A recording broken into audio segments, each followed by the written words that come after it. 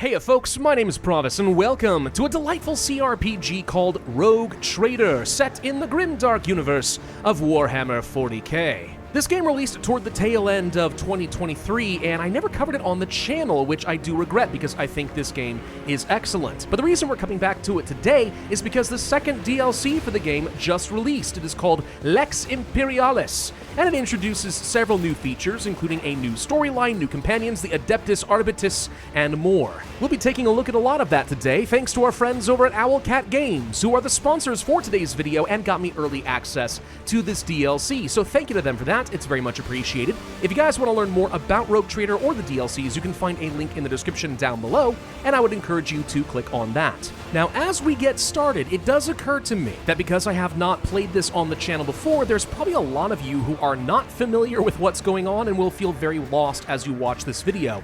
So let me give you an introduction to the premise of this game, the setting we're walking into, and then you'll have a better idea what's going on. We'll start with some basic terminology for those of you who are not brushed up on your Warhammer 40k lore, you filthy heathens.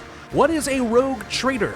To put it simply, they are the explorers, conquistadors, and merchants on behalf of the Imperium of Man, granted a sacred warrant of trade by the God Emperor himself, which then functions as a dynastic hereditary title of nobility. They exist on the fringes of the Imperium, exploring void space and exploiting resources on behalf of the God Emperor, and whatever they can find and capture and hold falls under their domain. As such, a rogue trader can amass huge amounts of wealth and power and influence within the Imperium, while also kind of functioning as a free agent of sorts. In my opinion, an excellent premise for an RPG. So where do you come in? Well, at the beginning of the game, you'll be creating a new character, and it functions a lot like most RPGs in that you'll have a background and a class or profession, you'll have attributes and skills, etc. And then you'll immediately be thrust into the Coronis Expanse, a region on the edge of the Imperium, mostly controlled by 3 rogue traders, including the House von Valancius, of which you have newly been discovered as a member of its bloodline, and thus a legitimate heir to the current Lord Captain. Unsurprisingly, almost immediately after meeting your apparent relative, things go horribly wrong. You face politics and internal betrayal, the forces of chaos and the warp storm your ship, and the Lord Captain is killed, leaving you with the mantle and responsibility of millions of residents of the Imperium. And from there, the narrative spans multiple acts, escalating the stakes from internal betrayal and political intrigue to full-scale war and warp-fueled horrors. You will frequently engage in combat both on the ground and in the void, forge relationships with a wide variety of companions, manage and extract profit from a small trade empire, forge uneasy alliances with alien factions, and confront the insidious forces of chaos. And how you choose to approach these problems is largely up to you because your choices very much do matter in this game. In fact, from the very beginning, there is going to be a conviction, kind of like an alignment system, that you can follow. Do you want to be dogmatically adhering to the decrees of the Imperium? Will you be more iconoclastic, or even a heretic? The narrative will change dramatically based on what choices you make. Some of your companions might even turn against you, and every playthrough ends up being quite different. If you want to be a benevolent explorer, a ruthless conqueror, or a warp-tainted demagogue, that's up to you, and you have to live with the consequences. As far as the gameplay, this is a very well-polished, turn-based tactical combat game where your positioning, cover, and abilities are key. You'll be commanding a party of companions and customizing their builds with deep skill trees and gear options. Given that this is Warhammer 40k, you can expect bolters, psychers, and even heretical warp powers in your arsenal. Outside of that, there are many opportunities to explore planetary surfaces and space hulks. You can manage your colonies and govern your planets. And of course, the void ship battles are pretty awesome. But for me, the dialogue and decision-making are the most compelling part of the game. And I will say, the scripting is just delightfully imperious. Oh yes, you would be, wouldn't you? The question is, am I ready to choose you over the rest? Now I think that's plenty of information to introduce you to the base game. So now we turn our attention to Lex Imperialis. And as a quick heads up, I will be using a save file that was provided to me by the developers, which is very nice of them because it saves me quite a lot of time. But it also means I don't know all the decisions this character has made up to this point, so I might discover a few things that I'm not so happy with. We're gonna find out together. But at this point, I think you guys have been patient enough for the last few minutes. I promise this is all very relevant for things you're about to see, but I'll explain more as we get there. Let's look for some new content. So right now we are on the world of Ryked Minoris. And from the base game, we already had reasons to be here. Now we have even more. The planet is currently facing pandemonium and a planet-wide uprising for very chaosy reasons. Yep, see, there you go. We've got ourselves some chaos cultists. And they're about to get what's getting to them. Because guess what? There's a new sheriff in town, whammo! And I mean that literally, because this is the Adeptus Arbites with a Cybertronic Mastiff. Woo-hoo-hoo-hoo-hoo! Good doggy. Okay, that dog is not playing around. In fact, I'd say none of them are. So who are the Adeptus Arbites? Well, think of them as the interstellar police force of the Imperium of Man. They are responsible for enforcing Imperial law. And as you can see, they will do so with extreme prejudice. And this is going to introduce us to the new companion for this DLC, Solomorn, with his faithful doggo, Glato. Now here's one of the things that's really crazy about Rogue Trader. You may have played many other RPGs where when you have an expansion, it's basically a sequential story, right? You'll play through the main game, you'll save the world, an expansion will get released, and there'll be some contrived reason for why the hero needs to come back for one more adventure, right? But that's not how it works in Rogue Trader. Instead, they add layers upon the story that you're already familiar with. So we already had to come to Ryked Minoris to deal with this whole cult-ish situation, but now we also have a whole new storyline built on top of that with the Adeptus Arbitus. It's really cool because now you have reasons to do another playthrough of the game, but maybe take a bunch of different choices and find out how the game would be different. And by the way, here's a really good example of some of the imperious writing I'm talking about. Abelard, what makes this man think he can demand anything of me? Now, why are the Adeptus Arbitus here for this new storyline? Well, it turns out there is a missing ship. Specifically, a missing tithe ship that left this world and then disappeared. And interestingly, the governor himself appears to be a suspect, the very man that I'm here to see. So they're all gonna go on their merry way, but I guarantee we're gonna see them again very soon. And from here on, we'd be able to play this world as we normally would. So, for example, this is a familiar scene from the base game where you have to deal with some fanatics who believe in this weird prophecy of the final dawn or some such, and they're threatening their fellow civilians. Of course, as a proper servant of the God Emperor of mankind, I shall suffer no heresy, nor shall I suffer any terrorism. So, yeah, goodbye, old man. Go boom! So let's go find that governor we were looking for in the command center. Yeah, there's the governor, surrounded by a bunch of tech priests, an Adeptus Mechanicus, and bodyguards? Oh boy, if there's a fight here, we're gonna have a problem. But I'm sure it won't come to that. Hello, Governor Medina. Now again, this is all gonna be very familiar stuff from the base game. And he'll help resupply my ship and a bunch of other useful things. That's great. But wait, what's this? Something new is indeed happening. The Adeptus Arbites have arrived. And Proctor Solomorn is placing the governor under arrest, under suspicion of the theft of the Imperial tithe ship. Well now, things have taken a turn. And this is what I'm talking about when I say that the story from the DLC is going to add on new layers. The story is familiar if you played Rogue Trader before, but now there's a whole separate direction that things can go. So let's jump forward quite a bit in this particular quest line. We're currently trying to get to a spaceport to escape from this area, and it looks like we're about to get ambushed by a lot of cultists. Like, a lot of cultists. Like, oh my god, there are so many cultists. Oh god, and one of the cultists just turned into a screamer of Tzinch. Oh, this is good. No, you know, it's fine. If there's anything I like, it's fighting against the horrors from beyond the warp. This can't go badly at all. All right, Abelard, tell you what, why don't you go ahead and run forward right along over here, and we're going to do a quick cleave attack and try to take a couple of enemies down. Sort of like so. Thank you. And then we can also do a charge and try to take this guy out of here, which we've done. And then with your last point, do I want to put up my shield? Probably. Let's go ahead and do something like this, turn him around, and then he gets a decent amount of defense. So hopefully they can't do much against us. Now we have a lot of Chaos Cultists who are going to fire off. Looks like our main character here is Beatrice. All right, so again, this is the character I was given, not the one that I created. But we're an officer, which is perfect. That's what I like to play as anyway. The officer is great because you basically use it as a cheerleader from the back line, giving all of your other characters some buffs, maybe extra turns and action points. It's really, really strong. So for example, I'm going to use an ability called You Serve Me on Argenta, who is my battle sister, one of my personal favorite characters.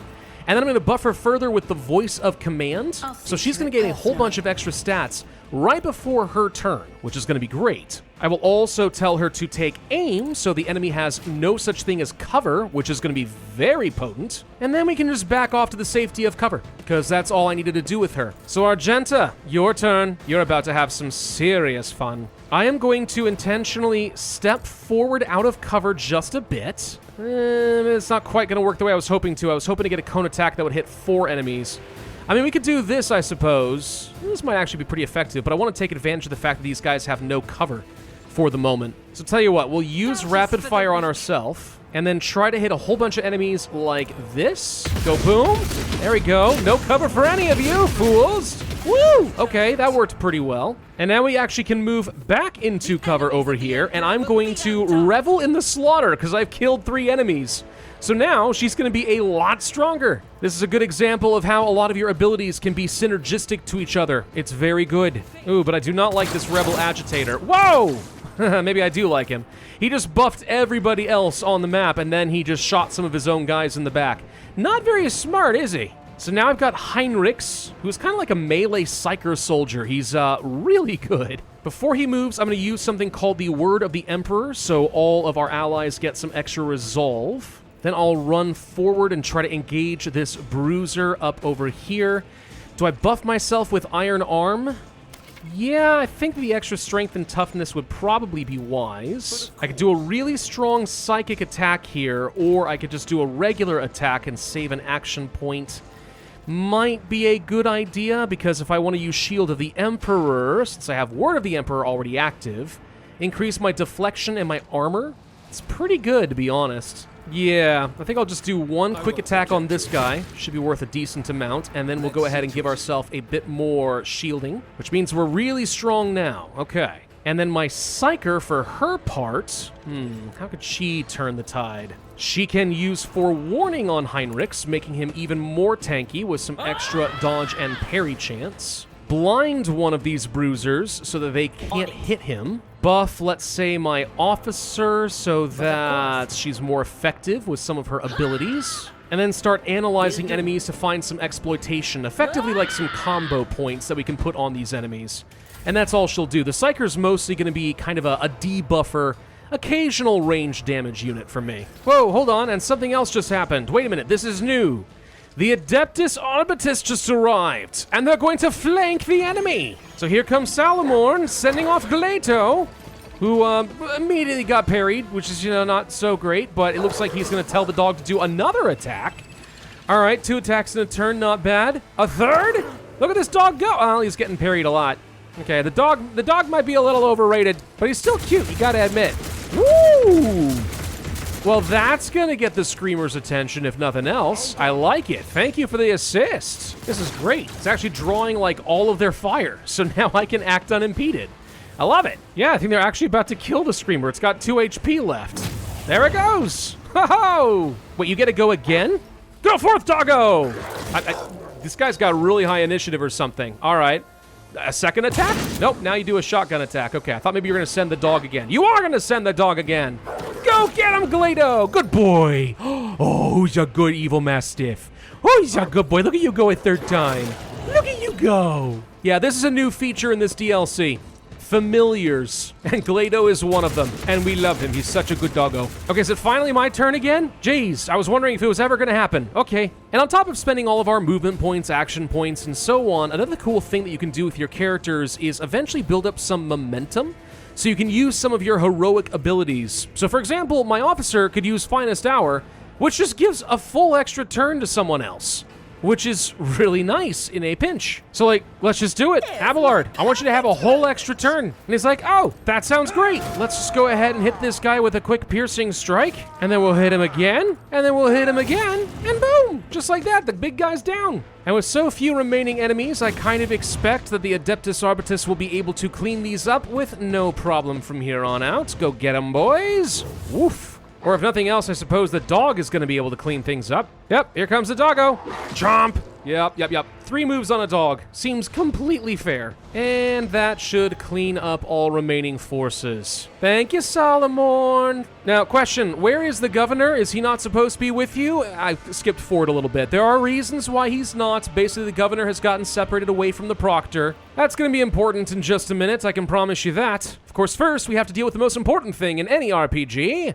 Loot the bodies. Oh my god, that is a lot of loot. Oh, I love killing all these little meat sacks. They're worth XP, they're worth loot. What's not to like? Now, if you're wondering what's about to become of the governor, let's just go ahead and move forward a little bit. And this is going to be familiar from the main story as well. There he is, being held at gunpoint by his own soldiers with his other fellow nobles. Oh boy.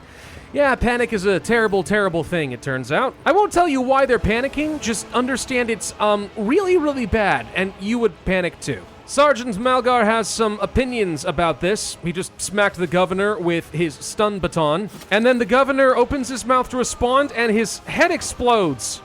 What? It was just supposed to be a stun baton! Not that matters, if I'm honest. Everyone is basically about to die because, somebody is coming to have a word with us. It's Aurora! Yeah, a Chaos Champion. Oh, we are fricked. We are fricked beyond measure. This is one of the big boss battles from the main game. Hasn't changed in the DLC. Still terrifying as heck. Let's give it a shot. See if we can beat him. Here's the problem. Aurora is really strong and really fast. I'm going to try to tempt him to come over this direction with both of my melee characters and pray that he doesn't come running around to come and get my squishies, because if he does, I think they're just dead. Though to be honest, they may all just be dead anyway. This first attack really sucks. Should I just back off as much as we can? Maybe we should. Maybe I should just back up as much as I physically can. I don't know if this is right. It's been a long time since I fought this guy. Where are you going? Okay, he's backing off and just shooting at us. I'll be honest, as awful as this is about to be, I consider this a little bit preferable to him coming up and kicking me in the face. We're gonna try to start debuffing this guy, looking to get some exploits on him. Of course, the big problem is it's not just Aurora I have to deal with. There's also gonna be a gunner up here at the top who's sniping. Ah, there goes Heinrich. Okay. Well, with Heinrich's down, I might be in a little bit of trouble. I kind of needed him. Oh, no. Let's try to run forward here with Argenta. I need to take out some of these guys over here. Can I do that with a quick burst like this? I think the answer might be yes. Burn them all down. Thank you kindly. Okay, that helps a little bit. We're going to revel in the slaughter. I'm going to take a shot at Aurora here, and then we're going to run away as fast as we can. Making use of our dash, trying to go, I guess, I don't really care that much. I guess this way is fine. Why? Because Aurora has a special ability. If we were to click on here and we can see something here. So he's got Aurora's Hatred, which basically means whenever he's attacked, he's going to unleash his hatred against whoever attacked him last.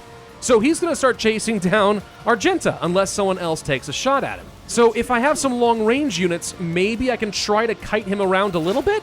But honestly, he's such a good shot, I don't know if it's going to matter. The one advantage I can think of is I know he's not going to target someone like Adira if I move forward, so we can use some of our quick Psyker Lightning. Say goodbye to those targets. All right, so that at least clears out the playing field a little bit. I'm going to use some protection on Abelard, because he's going to go right before Aurora does, so we can use him and pray that that's enough to tank. So let's put this on Abelard then. We're going to do take aim so that he ignores all dodge and block by Aurora. Move forward. Now you get a chance to move forward and do something. Oh, God. Let's run forward. He's going to get hit so hard, I'm telling you this right now. Use Sworn Enemy so we get more armor and more damage against this guy. Then we'll use Piercing Strike to do some extra armor penetration against him. Subsequent attacks will do even more damage. I need to apply Endure onto you so we have a bit of extra health. I need to use Brace for Impact. Oh, no. And then finally, that's it. That's all we got. Okay. All right, Aurora. Let's see what you can do. He can kick Abelard. Apparently failed to knock him down, though. Oh my god, that's amazing! This is actually perfect. If we can keep doing that with Abelard, we've got a very good chance of taking him down quick. We've got a lot of exploited weaknesses on Aurora. Let's go ahead and expose that weakness so we now can do a lot of damage, and we're going to try to burn him down as quickly as we can here. Quick Plasma Overcharge. 22 damage. Not as much as I was hoping for, I'm not going to lie. I'm going to move Argenta forward up over here because I know more enemies are going to appear at some point soon. So I'm going to use Run and Gun so I can basically just attack as many times as I can. While he has reduced damage resistance, we'll just go ahead and take a few shots at him like this. Idira, what do I want to do with you? Well, I think we do want to do another sensory deprivation, keep him debuffed. A lightning strike on you would be pretty effective, but it would do a lot of damage to me as well. I think I just want to keep stacking up defenses here on Abelard. And then I'm going to give Abelard an extra turn right now, so he gets a couple of extra action points, with which he can attack Aurora. Again, doing another piercing strike to keep that armor nice and low. Then use Daring Breach so that I have all my action points and movement points back. Holy crud. And then we just hit him as aggressively as we can. We've got so much stacked on right now. Go ahead, Abelard. Take down the Champion of Chaos. You can do it, buddy! Holy crud! Beautifully done. Oh! I'm not gonna lie, that was actually an amazing performance there. We took down Aurora before he did almost anything. Wow! And that was all because I gave myself an extra turn with my officer. Do you see why I like the officer? It's really good. All we have to do now is charge up to this guy, and then Abelard can finish him off. What's amazing about this is Aurora usually would summon a bunch of reinforcements, but we killed him before he could. Wow! Not from the DLC, but you know, a fun boss fight. Really cool. Anyway, let's go ahead and move forward a little bit more since I know you guys want to see some of the new content. So we're going to jump past the events at the starport into Chapter 2. Here we're going to intercept Captain Sargona's fleet, the prime suspect in the theft of the Tithe ship. Solomorn wants to get him. That's all you need to know, okay? This is going to lead into something here called space combat, which looks, in theory, very similar to ground combat, but in space. Except it's actually a lot harder, because your ship has, like, momentum, and it's kind of hard to maneuver. I'm not, admittedly, very good at this. Let's start by, I guess, trying to move forward this way. I want to line up a good lance weapon attack on this small destroyer, which it looks like we did, so let's go for a big boom.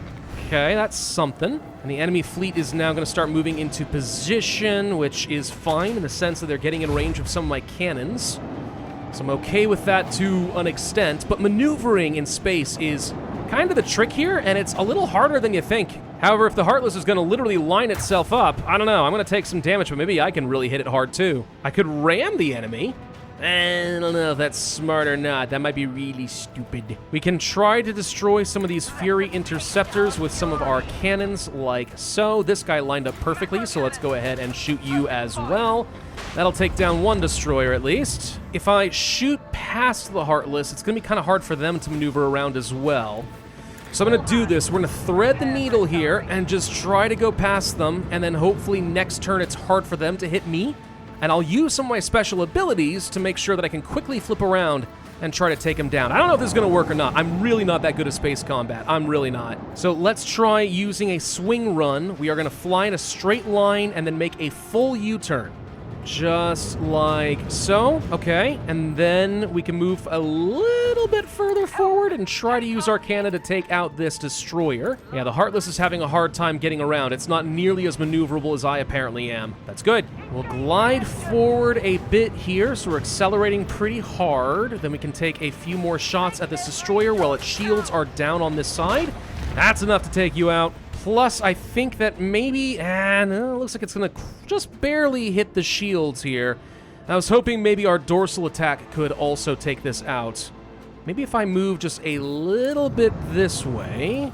Yeah, there we go. That's exposed. That's what I'm looking for. Hit him. Pretty good, pretty good. And then if I can get just a little bit further along like so, we'll do another round with our port cannon and finish off that destroyer. Excellent. Just gotta be careful not to leave my aft shield really exposed, because they're going to take a shot at that if they can, because that is where I am currently the weakest. I can get a good few hits off over here where his shields are currently kind of weak. There we go, there we go. Ah, he gave up.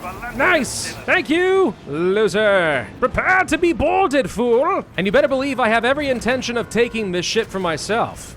It'd be pretty nice to have. I'd like to be a Commodore. Oh, you guys thought you could stop the Adeptist Arbites from completing their mission and apprehending criminal scum? You were wrong! So this is going to lead to a pretty fun little mission. You know, Solomorn is going to take his troops and try to clear out one part of the deck. We're going to take another and then meet back up and hopefully go take the bridge. Now you may be wondering, why do you have these weird little birds? What are these cyber eagles? What, you thought that the cybernetic mastiff was the only familiar in the game? No, I've got a two-headed cyber eagle too. You can't stop me now, bud! So we're gonna use Cassia over here to just go ahead and draw all the enemies into one gigantic pile, then increase how much damage all of these guys can take in one gigantic group, and then we'll do one giant cone attack like this and see how many people she can take out in one shot. Answer, quite a lot. Oh, there we go. So what if we put some of these familiars into action? Well, Adira has her Cyber Raven, which is clever. It's cyber and psychic as well. Nice. Anyway, we can relocate this thing. Let's say up over this direction at the cost of some action points. Then we can tell it to do some shocking attacks to enemies that are nearby, or we could use it to give some healing and armor to our allies. There's a lot of options, it turns out, with these ravens and familiars. Pretty cool. And Pascal, as for you, I mean, maybe you'd like to use your Cyber Eagle. And he comes in for a quick attack, and there we go.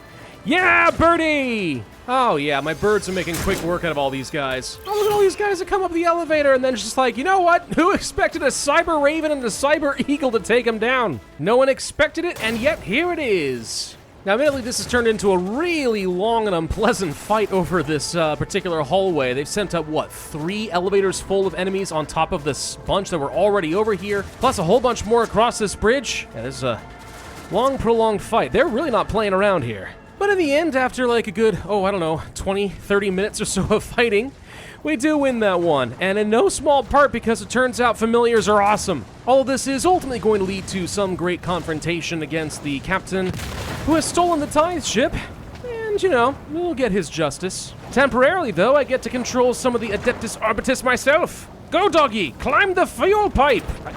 What are you gonna do exactly? Are you gonna turn off the valve? That's right, give it a big chomp. Sure. When in doubt, send the Mastiff. Solves all your problems. And these guys look suspiciously like RoboCop, which is appropriate, given that they are, in fact, space cops. And in this DLC, you can earn some of the equipment of the Adeptus Arbitus. They've got some really good stuff between their giant batons and their shields, some of their weaponry. It's good. It's good. You want it. So, yeah, now if you want to dress up as a space cop, you can do it. But dealing with the pirates who steal the Imperial tithes is not the only way that we can enact justice. In the high fortresses of Thessara, the courts are in session. And it is a strangely medieval process, I'm not gonna lie. Makes me think they're probably gonna burn a few witches. It's a pathetically primitive world, I'm not gonna lie. Oh god, and yeah, very primitive and medieval indeed. Okay. I mean, as long as they send the proper prayers to the God Emperor, I suppose it's fine. You can't expect much of these feudal worlds. Kind of weird that we do have some sort of an Imperium-based Iron Maiden, though. The Iron Maiden is a myth, as far as I know. It was never actually used as a torture device. And yet somehow it feels very fitting here. Ugh, absolutely disgusting people. Mutants, huh? Yep, if you're mutants, you have to burn in the Iron Maiden. That's how it works. This is actually only the first of a couple of different trials that we will be able to partake in this particular game.